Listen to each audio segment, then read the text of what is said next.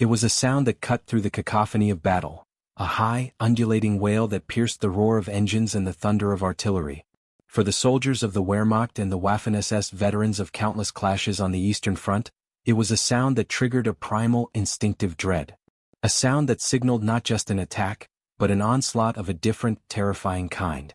A sound that meant the rules of war as they understood them had been suspended. This was the sound of the Katyusha. Why did hardened German soldiers, from seasoned obersts to battle-hardened grenadiers, panic when they heard this distinctive scream?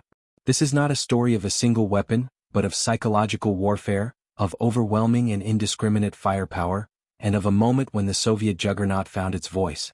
Our story unfolds in the brutal winter of 1942, along the frozen banks of the Don River, where the Sixth Army's fate hung in the balance. But to understand the terror, we must first go back to the desperate summer of 1941 and witness the birth of a legend. By late 1941, Operation Barbarossa, the German invasion of the Soviet Union, had lost its irresistible momentum. The vastness of Russia, the fanatical resistance, and the arrival of General Winter had brought the seemingly invincible German advance to a frozen halt outside Moscow. The Blitzkrieg was stalling. Yet, in these darkest hours for the Soviet Union, a new weapon was being rushed from secret testing grounds to the front lines. It was not a sophisticated piece of German engineering, but a brutally simple, devastatingly effective system born of Soviet ingenuity and desperation. The BM-13, known to its crews as the Katyusha or Little Kate. The system was crude by German standards. A truck, often the American-supplied Studebaker US-6, was fitted with a series of parallel rails, capable of launching up to 48 132mm M13 rockets in a single, rapid salvo. Unlike conventional artillery, which required precise, pre-registered fire and could maintain a sustained bombardment, the Katyusha was a weapon of shock and awe. It could deliver a crushing weight of high explosive onto a target area in seconds, then vanish before enemy counter-battery radar or observers could pinpoint its location. Its rockets were unguided, inaccurate, and prone to dispersion. This was not a scalpel but a sledgehammer. The men who operated these weapons were an elite, albeit unorthodox, branch of the Red Army, the Guards mortar units. Their deployments were cloaked in utmost secrecy. The weapons themselves were covered with tarps during transit, and guards were ordered to shoot any unauthorized personnel who came too close. Even the name Katyusha was a code. Some say it came from a popular wartime song about a girl longing for her beloved at the front. For the German soldier, the summer and autumn of 1941 had established a certain rhythm and expectation of combat. They feared the Soviet T-34 tank, they respected the stubbornness of the Siberian rifleman, and they had learned to dread the chaos of close-quarter urban fighting. But artillery, while deadly, was a known quantity. You heard the crump of the outgoing round, the whistle of its approach, and the explosion. There was a pattern, a logic. What they were about to experience in the winter of 1942 was something entirely different. An unnatural, screaming descent of total destruction. The stage for the Katyusha's true ascendancy as an instrument of terror was the titanic struggle for Stalingrad. By November 1942, the German Sixth Army, under General Friedrich Paulus, was locked in a vicious street-by-street, ruin-by-ruin battle of attrition. The front lines were a confused mosaic of shattered buildings and isolated strongpoints. It was here, in the industrial inferno of the Red October Factory District and the Mamayev-Kurgan Hill, that the German infantrymen first learned the unique signature of the Stalin's organ, as they came to call it. The experience followed a chilling pattern.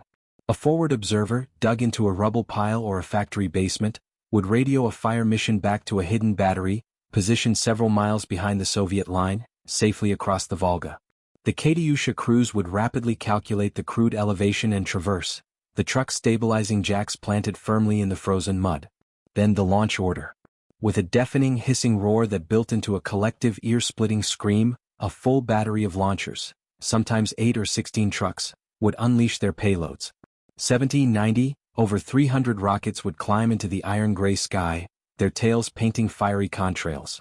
The sound was unlike anything else on the battlefield, a continuous, wailing shriek that seemed to come from everywhere at once. For the German troops in the target zone, the warning was the sound itself. There was no distant gun report to signal incoming fire. One moment, the relative quiet of the frozen wasteland. The next, the sky was tearing itself apart. Lieutenant Hans von Meyer, a platoon commander with the 24th Panzer Division, wrote in his diary, "First, a sound like a monstrous, tearing canvas. Then a howling as if all the devils of hell were descending upon us. There is no time to take cover. No time to pray. You can only press yourself into the earth and hope the storm passes you by.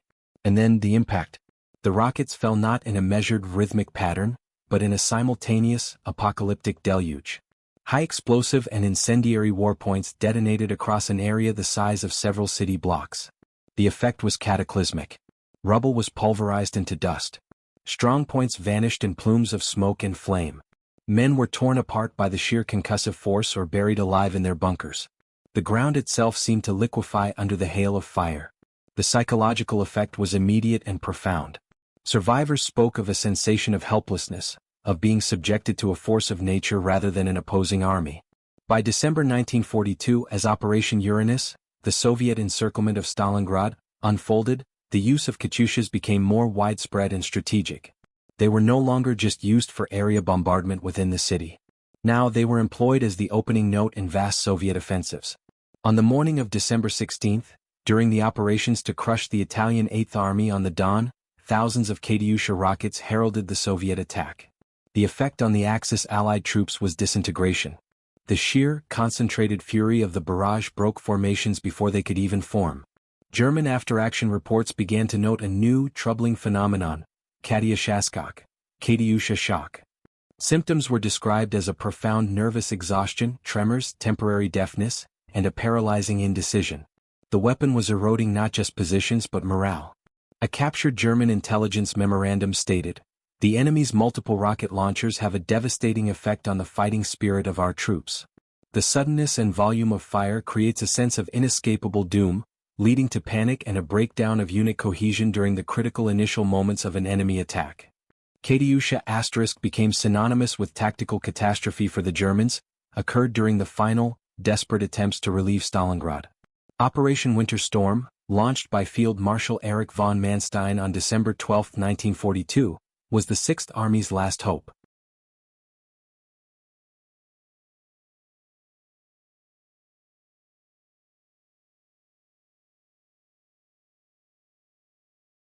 The 57th Panzer Corps, spearheaded by the battle-hardened 6th Panzer Division under General Erhard Rauss, drove northeastward like a steel fist, aiming to punch through the Soviet encirclement and reach Paulus's starving men.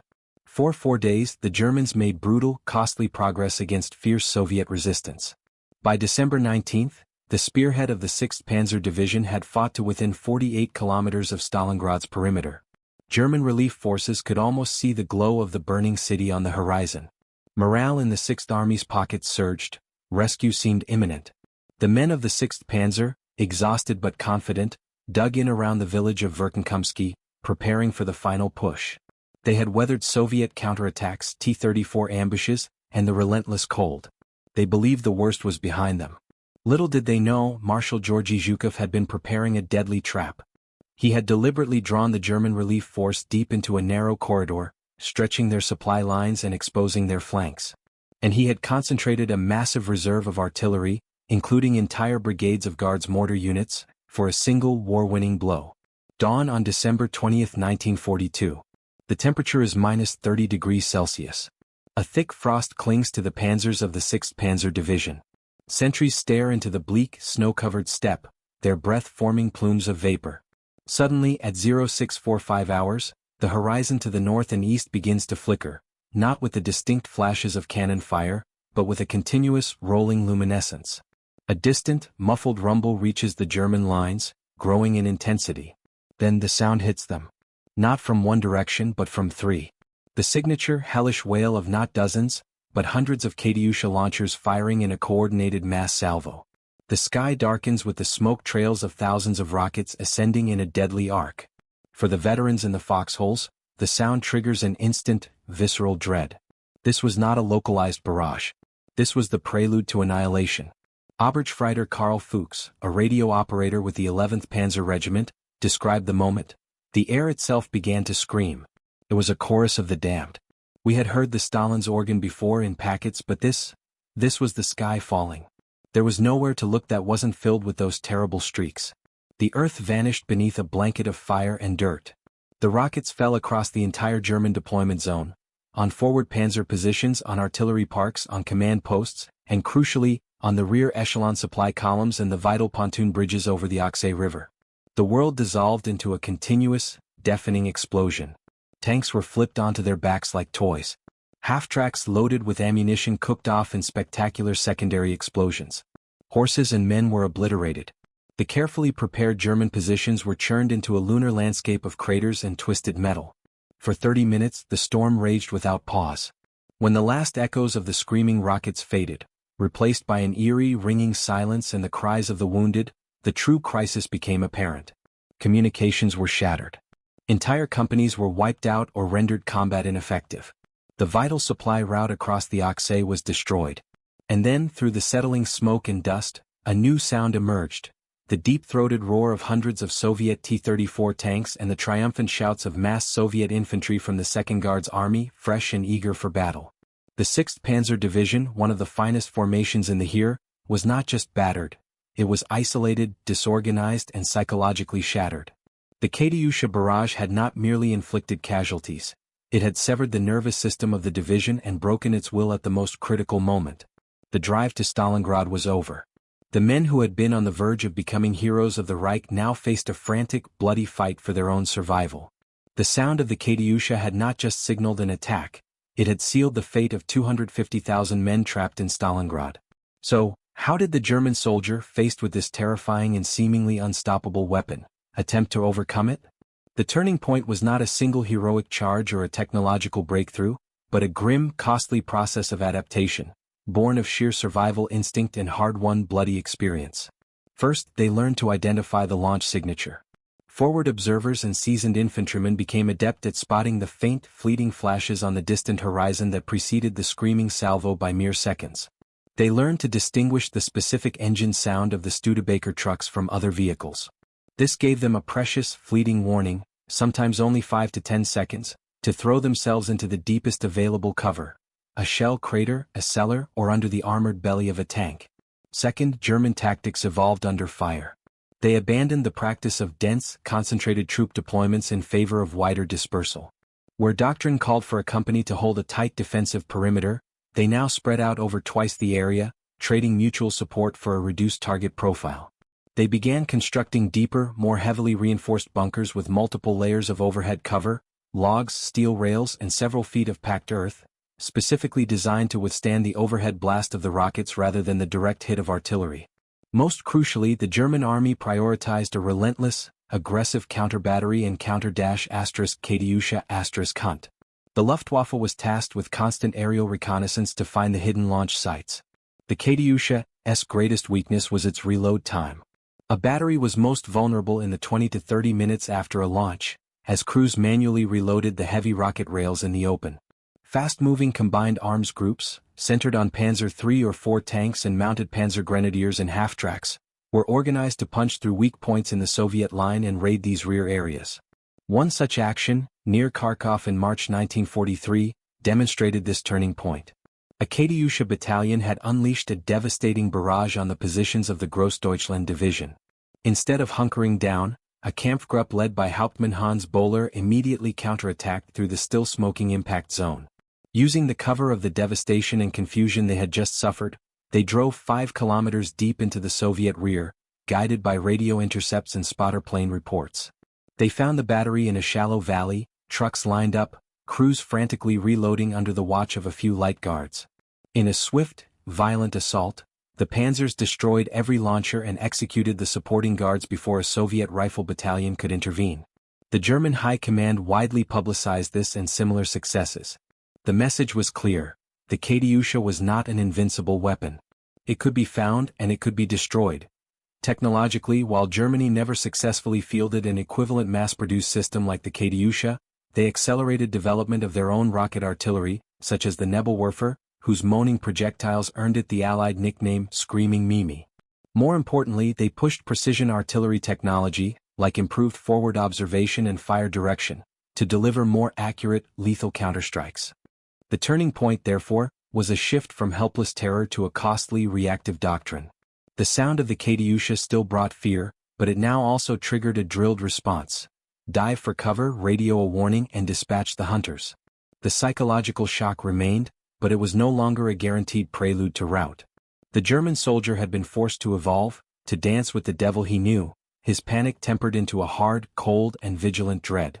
Katyusha * never lost its terrifying effectiveness.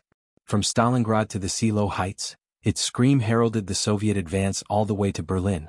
By war's end, over 10,000 BM-13 launchers had been produced, and entire armies were configured around their shock value. But what was the final cost, and how was this weapon of terror remembered? The human cost of the Katyusha is impossible to separate from the overall carnage of the Eastern Front. However, its role in breaking German morale and unit cohesion at decisive moments, Stalingrad, Kursk, Operation Bagration, was cited repeatedly by Soviet commanders as a critical factor in their victories. For the Germans, there was no specific medal for enduring a Katyusha barrage, but the psychological wounds it inflicted were just as real as the physical. Katyusha entered the unofficial lexicon of the front, a cousin to shell shock. The legacy of the BM-13 Katyusha * is profound. It pioneered the concept of multiple launch rocket systems, MLRS, a cornerstone of modern artillery. Its design philosophy, mass-producing a simple mobile platform for saturation bombardment, influenced military thinking for decades, seen in descendants like the American HIMARS and the Russian BM-30 Smerch.